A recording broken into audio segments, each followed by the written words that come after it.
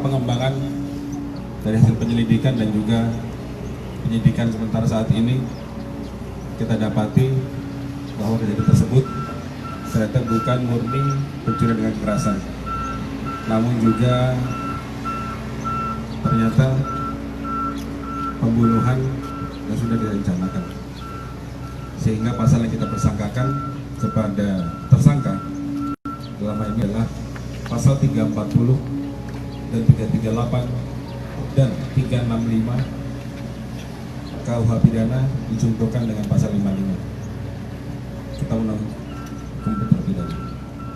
Ancaman hukumannya minimal 20 tahun penjara. Saat ini sudah kita amankan dan tentunya kita laksanakan penyidikan lebih lanjut dan segera kita limpahkan ke jaksa penuntut umum.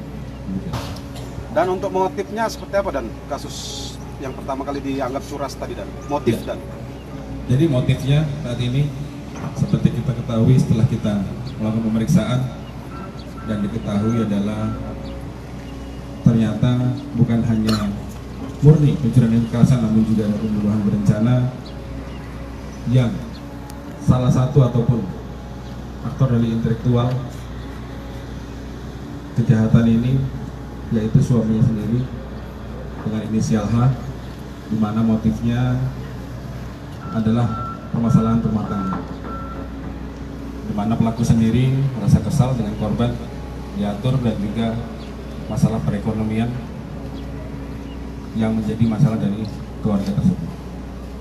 Ada motif lain nggak Bang di balik ini Bang? Sementara ini masih kita dalami, tapi yang bisa kita dapat dari keterangan tersangka saat ini adalah motifnya seperti itu.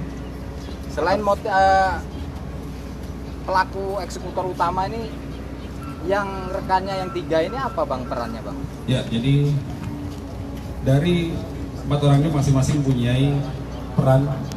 Yang pertama dengan inisial H berboncengan dengan inisial NC, di mana itu adalah H sendiri selaku eksekutor, yang awal mulanya adalah NC memukul korban dengan menggunakan kayu, kemudian dilanjutkan dengan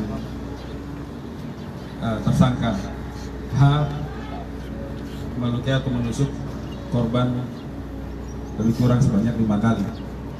Untuk tersangka lain yaitu Y dan juga S, perannya adalah menunggu atau memantau situasi dan juga mengamankan barang bukti yang sudah ataupun berhasil dibawa oleh tersangka H dan juga NC tadi.